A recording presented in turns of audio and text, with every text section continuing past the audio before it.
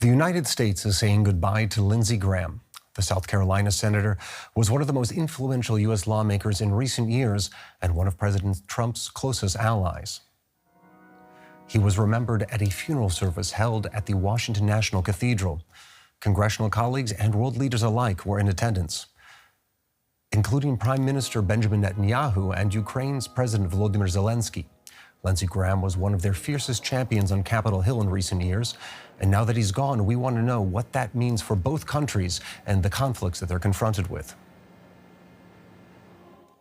Now, U.S. President Trump spoke at the funeral and described Graham as one of the greatest people and senators and praised his work for the American people. Lindsey Graham believed in a strong America. He wanted a strong America. He had unwavering faith in the righteousness of American power and prayer. And he was extremely hawkish. I will tell you, he never saw a war that he didn't like. But the president's relationship to Graham wasn't always a cordial one. Graham once lambasted Trump as a, quote, race-baiting, xenophobic religious bigot. However, over time, the two men developed a close personal relationship. In his remarks, Trump even said Graham was like family. Let's listen to Trump's story now about how he and Graham turned from foes to friends. As you remember, Lindsey and I did not exactly get off to the best of starts. Running against each other. Back in 2016, Lindsey said something rather nasty on his flight to becoming the next president of the United States. So naturally, I did something that I shouldn't have done. I shared his personal cell phone number with the millions of people that happened to be watching that particular day as I made a speech, a very important speech. And I remember the number 202-228-0292 if anybody wants to give it a shot. His phone exploded. He said, I had that number for 20 years. His phone totally, I don't know what he did with it, but it exploded. That was the beginning of a friendship in a way. But it was Lindsey who had the last laugh because while I blew up his phone for one day, we became great friends, and Lindsey did not stop calling me for the next 10 years. It was not easy. So let's try to unpack Graham's legacy for a bit. For that, I'm joined by an expert on U.S. foreign policy, Charles Kupchan from the Council on Foreign Relations. Charles, welcome to DW. Good to be with you, Aaron.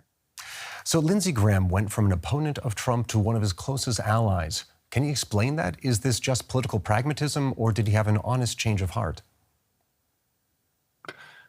Well, I don't think he had a change of heart in the sense that, as President Trump himself has said in the clip you just played, Lindsey Graham was a hawk. He was a traditional Republican internationalist. He couldn't find a war that he didn't like, as Trump said. And I think his views really contrast quite sharply with those of Donald Trump and the America First movement, the MAGA movement. And one could look at Trump's decision to, one could look at Lindsey Graham's decision to move closer to Trump in two different ways. One is that he sold out, that he sacrificed principle for proximity, for power, and that as a consequence, he was able to influence Trump, but he, in the end of the day, didn't stand by his principles. The other view is that he was right to sacrifice his principles because it brought him close to Trump. And as a consequence, he was able to influence Trump, to push him in a more internationalist direction, away from the isolationism of the MAGA movement. We'll let the historians judge, but it was clearly a decision that Lindsey Graham made, and it did, in the end of the day, give him remarkable influence over the president. And you were saying there, if I understood you correctly, that Graham was, to a certain extent, a bridge between traditional Republican values and this new MAGA movement that we see around Trump. And at the same time, he was also a critical bridge for the White House to the Senate. What do you think that his death means for the president in regards to his relationship to Congress? Well, there's no question that Lindsey Graham was an important conduit between the White House and the Senate. Presidents sort of operate in Congress by having key allies in the House and in the Senate, and those individuals help work issues. the loss of Lindsey Graham will make it harder, I think, for Trump to socialize issues and build a consensus within the Senate. I don't think that Lindsey Graham ended up really being a bridge builder between the traditional Republican establishment and the MAGA movement, because there isn't a bridge. And that's because Trump has really captured the Republican Party. Those people who are Republican internationalists, traditional Republican centrists, they're really homeless now because the party has moved so far to the right under Trump's leadership. But Trump himself is not a terribly ideological person. The political oxygen of Donald Trump comes from the MAGA movement, but I do think one of the reasons that Lindsey Graham was able to exercise a lot of influence over Trump is that Trump is not ideological. He's influenced by the last person that talked to him. And as a consequence, I think that Lindsey Graham did stiffen Trump's spine and encourage him to move into a more internationalist posture when his base may have been saying, don't go there. So if I understood you correctly, you'd say that the Republican Party has now, with Lindsey Graham's death, moved more squarely into the direction or the camp of the MAGA movement, as opposed to more traditional Republicans, maybe who would have seen a leader for themselves in the previous Senator John McCain. I don't think that it's really moving much further after Lindsey Graham because it's already there. Mm-hmm. And the fact that Lindsey Graham had to change his heart, that he had to move toward the MAGA principles to get close to Trump, is a sign of just how far the party has moved in that direction. We don't know where the heart and soul of the Republican Party will be in the post-Trump era. But for now, Trump has captured the party, and as a consequence, it is a party that doesn't really provide a big tent for centrist and internationalist Republicans to feel comfortable in. All right, Charles, stay on the line for a second as we switch gear to focus more on Lindsey Graham's foreign policy. Now, Volodymyr Zelensky and Benjamin Netanyahu were at the White House for separate talks with President Trump before the funeral. Zelensky said his meeting with Trump went well. They discussed giving Ukraine licenses to produce Patriot interceptor missiles and other ideas that could help Kyiv in its ongoing war against Russia. Now, Benjamin Netanyahu said his talks with Trump were also excellent and reflected their mutual support and common objective to ensure that Iran does not obtain nuclear weapons.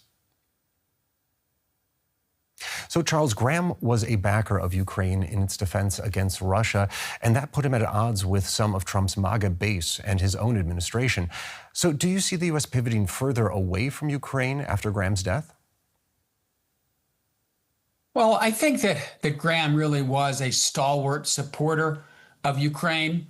And just as he passed away, he had been in Kyiv and he was working with his Senate colleagues to pass legislation to tighten sanctions against Russia, which he's been working at now for quite some time.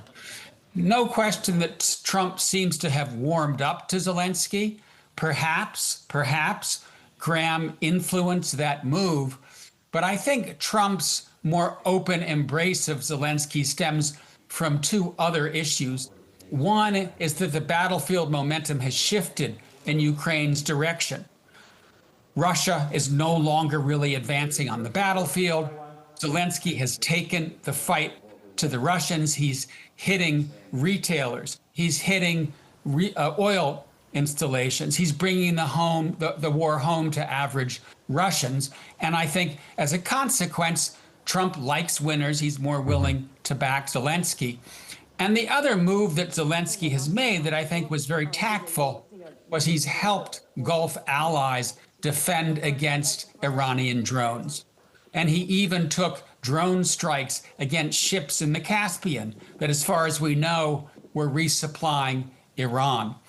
And as a consequence, I think Trump sees Zelensky as an ally. Ukraine is a country that is stepping up to help Trump deal with a war that is not going as Trump had wished, that is to say, the war against Iran. So I don't think you're about to see an about face. Trump isn't going to suddenly decide that he wants to send billions of dollars of weapons to Ukraine. But Zelensky today is about as in good as position as he's been in during Trump's second term. Now, does that pivot surprise you a little bit? I mean, I always think, when I think of Trump's relationship to Zelensky, I always think about those images from the White House where he and J.D. Vance gave Zelensky such a dressing down. Are you surprised that they seemingly see Zelensky more as an equal now?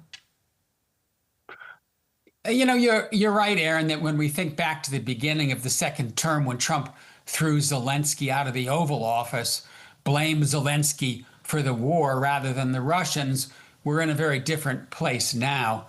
I think in many respects, it is a testament to the degree to which Trump is transactional, a testament to the degree to which he doesn't share the ideological convictions of the MAGA base, that Ukraine doesn't really matter to the United States.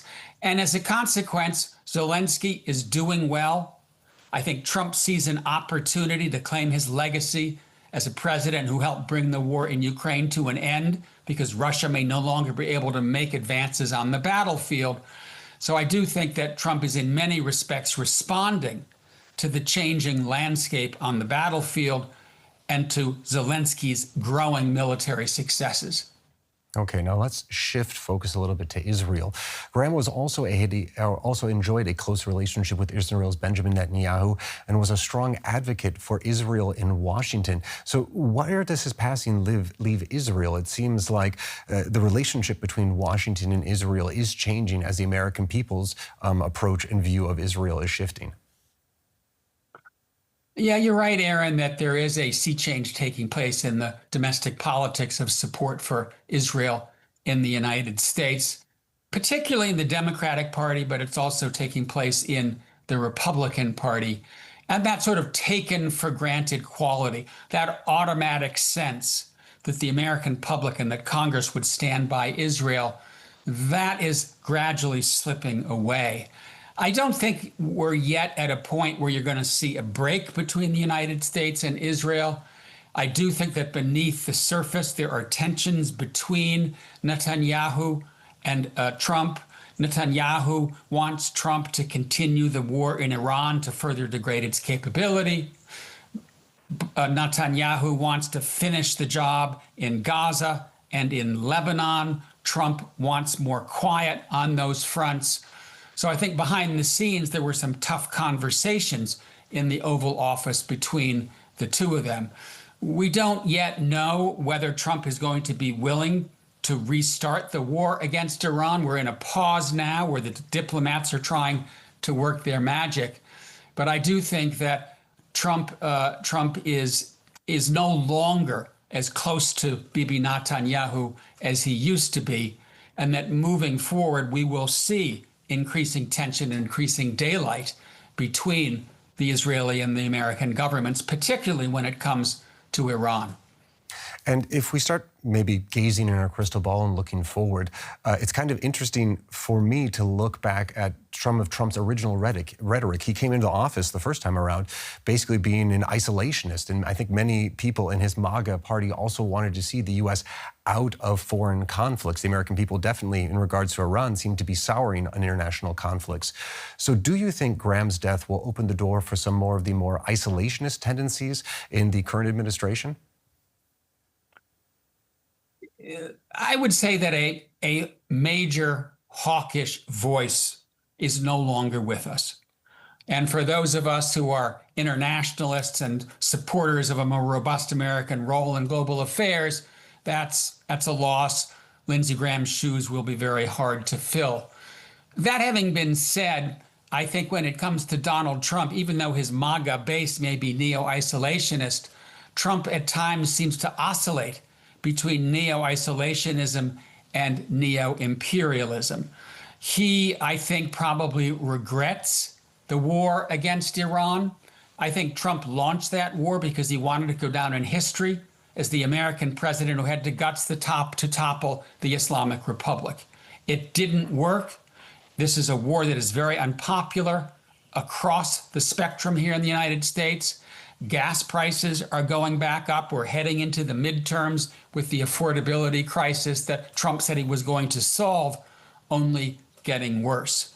So I do think that we're probably going to see Trump pivot back to not necessarily a more isolationist posture, but a more cautious posture, because I do think that he overstepped his own bounds in the war with Iran, and that he, even though he won't admit it, sees it as a mistake that he doesn't want to make again.